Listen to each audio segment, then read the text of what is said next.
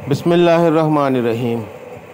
अस्सलाम वालेकुम दोस्तों, मैं हूं डॉक्टर इफ्तिखार और आज आपके सामने एक लंपी स्किन डिज़ीज़ का केस लेकर आया हूं। 24 घंटे पहले इस जानवर को लंपी स्किन डिज़ीज़ के कोई भी इंडिकेशंस नहीं थी। बिल्कुल ठीक जानवर था ये। और रात को तकरीबन 10 बजे तक इसको देखा गया है। ये बिल्कुल ठीक था और इसमें कोई ऐसी चीज़ नज़र नहीं आ रही थी कि इसमें लंपी स्किन डिज़ीज़ का कोई शायबा हो सके। लेकिन अभी अगर आप तस्वीर को गौर से देखें, ये वीडियो देखें, तो आपको अब लंपी स्किन के फोड़े बॉडी के अंदर फील होने शुरू हो गए होंगे। ये देखिए, इसके अलावा ये देखिए, आपको ये दाने निकलते हुए नज़र आ रहे होंगे। पूरे बछड़े की पूरी बॉडी दिखाने का मकसद ये है कि आपको ये चीज़ नज़र आ सके कि लंपी स्किन डिज़ीज़ 12 से 18 घंटों में ज़ाहिर हो जाती है अचानक। और कभी कभी ये छोटे छोटे दानों की शक्ल में ज़ाहिर होती है और वो उसके बाद दाने बड़े हो जाते हैं। लेकिन कभी कभी ये बड़े दानों ही की शक्ल में अचानक ज़ाहिर होती है। शुरू में ऐसा भी फ़ील होता है कि शायद बॉडी में किसी किस्म की कोई एलर्जी हो गई है। तो मैं आपको एक बात बताता चलूं कि जब ये हमारे पास केस आया और हमने जब मालिक से पूरी गुफ्तगू की, मालिक का कहना था कि रात को 10 बजे तक ऐसा कोई भी निशान मौजूद नहीं था बछड़े के अंदर। और सुबह इस बछड़े को देखा गया तो इस बछड़े के अंदर छोटे छोटे से दाने या छोटे छोटे से उभार नज़र आने शुरू हुए। इस वक्त तकरीबन कोई 6:30 या 7 बजे का टाइम है जब इस जानवर को हम देखने के लिए आए हैं। रोशनी आहिस्ता आहिस्ता कम हो रही है। ये आप देख सकते हैं कि इस वक्त हम जिस शेड में मौजूद हैं वहाँ पर रोशनी कुछ थोड़ी सी कम है। यहाँ मालिक को भी काफ़ी एजुकेट करना होता है कि अब इसके साथ दूसरे जानवरों को भी आपने रखना है, तो इसे क्या करना है आपने। मशवरा हमने यही दिया है मालिक को कि इस जानवर को दूसरे जानवरों से थोड़ा सा दूर रखें। सबसे पहले हमने एंटी एलर्जी दिया है। इसके अलावा मल्टीविटामिन, मल्टी मिनरल, MEYCOM इसका एक शॉट दिया है ताकि बछड़े में कुछ इम्यूनिटी बन सके। इसके अंदर ताकत होगी तो ही ये जिस्म वायरस से लड़ने की सलाहियत रखेगा। हमने इसमें एंटी एलर्जी इसको दिया, एक लाइट एंटीबायोटिक भी इसको दिया। एंटी एलर्जी इसलिए दिया है कि हो सकता है कि ये कोई एलर्जी का ही केस हो, और अगर ये एलर्जी का केस हुआ तो इंशाल्लाह ये फिर दाने दब जाएंगे।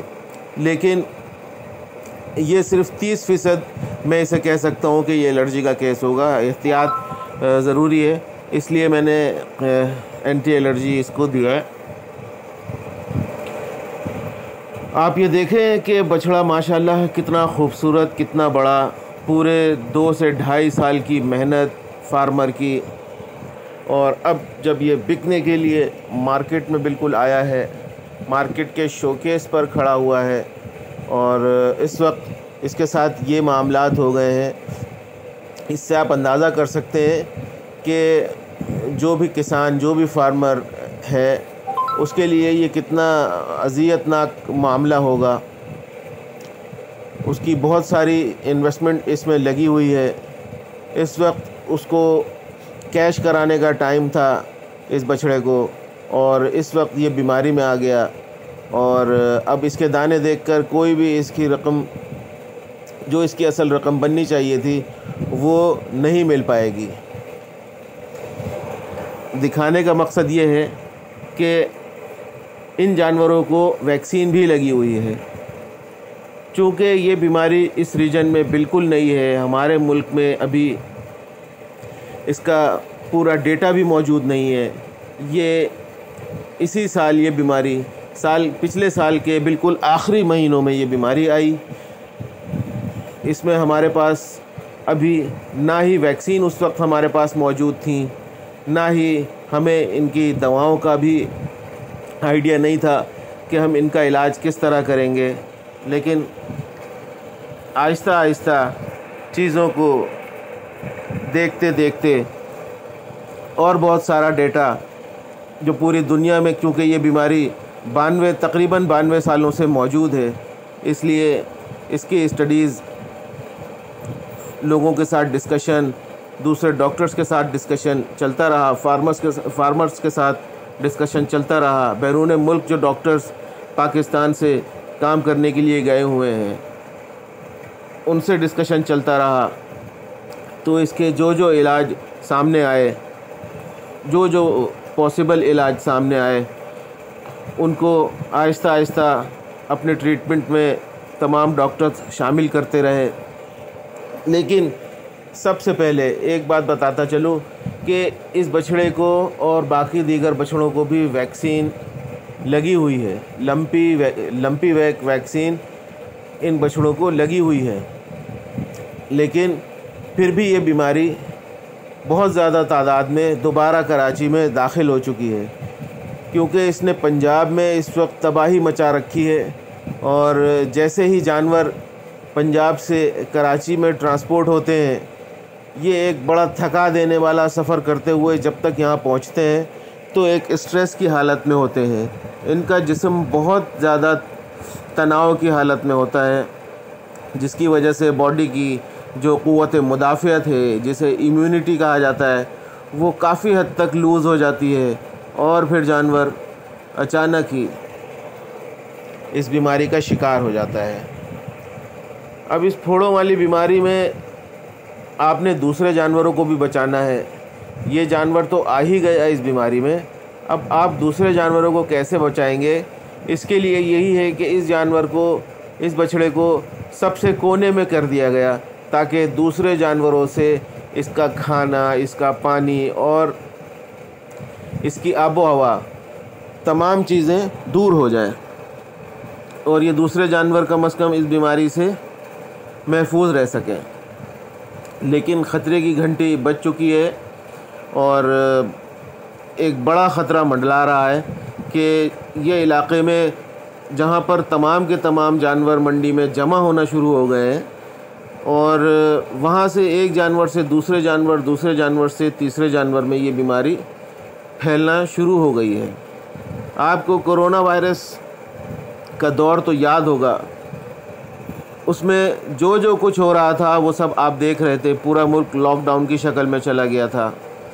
लेकिन हमारा मुल्क एक गरीब मुल्क है, हम इस लंपी स्किन डिजीज़ में किसी ऐसे लॉकडाउन की शक्ल में जानवरों को नहीं लेकर जा सकते कि जहां इन जानवरों को बिल्कुल ही हटा दिया जाए। वैक्सीन इसका एक बेहतरीन ज़रिया था, वैक्सीन की भी गई, लेकिन कुछ नहीं पता, जितनी तादाद में वैक्सीन चाहिए थी उतनी तादाद में ये वैक्सीन दस्तयाब नहीं थी। इसका कुछ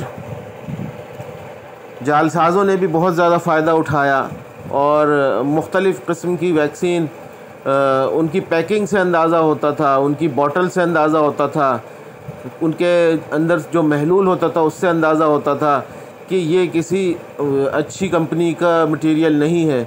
लेकिन चूँकि मजबूरी थी कि इसके अलावा और कुछ भी नहीं था, जो अच्छी कंपनी की जो मेडिसिन्स वैक्सीन ओरिजिनल आ रही थी उनकी बॉटल भी बड़ी अच्छी थी, उसके अंदर का लिक्विड भी बहुत अच्छा था, उसका पैकिंग मटेरियल भी बहुत अच्छा था, उस पर जो सील होती है वो भी बहुत अच्छी थी, वो इंटरनेशनल स्टैंडर्ड की थी। लेकिन उसी जैसी आपको पता है कि यहाँ हमारे पाकिस्तान में 2 नंबरी करने वाले एक बहुत बड़ी तादाद मौजूद है जो कि मौके से फ़ायदा उठाती है। उन लोगों ने इसका भरपूर फ़ायदा उठाया, फार्मर की परेशानी का,